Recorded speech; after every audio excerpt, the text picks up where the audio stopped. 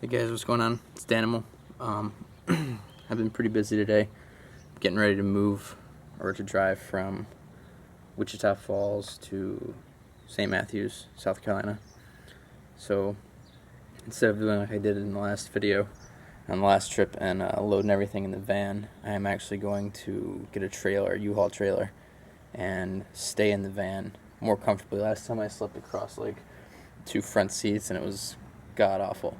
But this time I've put in a lot of work these last few days, well, last few weeks really, getting the van ready, and me and Tebow will be able to sleep and cook and eat comfortably in here. So I'm going to show you a little bit of what I've done.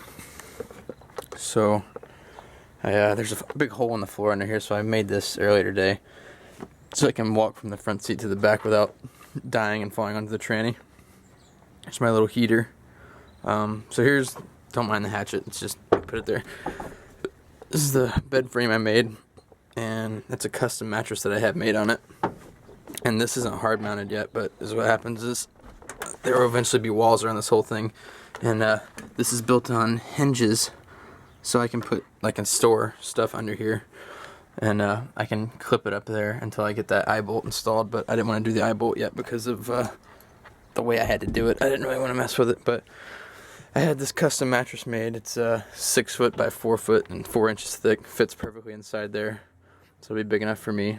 And then come back here on the other side. I made a hard counter that's mounted in like hard. It's screwed in all the way across down the bottom, and that will serve as a cooking and or eating apparatus. I have this sitting up here. In order to use it, I'd have to unclip it and pull it out a little bit so I can open it up, but it's got the little thing here. I got a bunch of propane tanks in there. This is my percolator, obviously, but I probably won't be using it on this trip.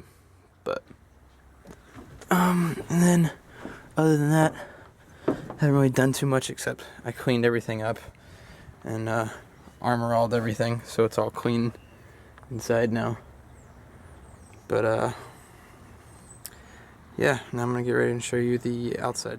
So here's the dumb part of the van that I did. I pretty much just got tired of people calling it a rape van because yeah, it gets a little old.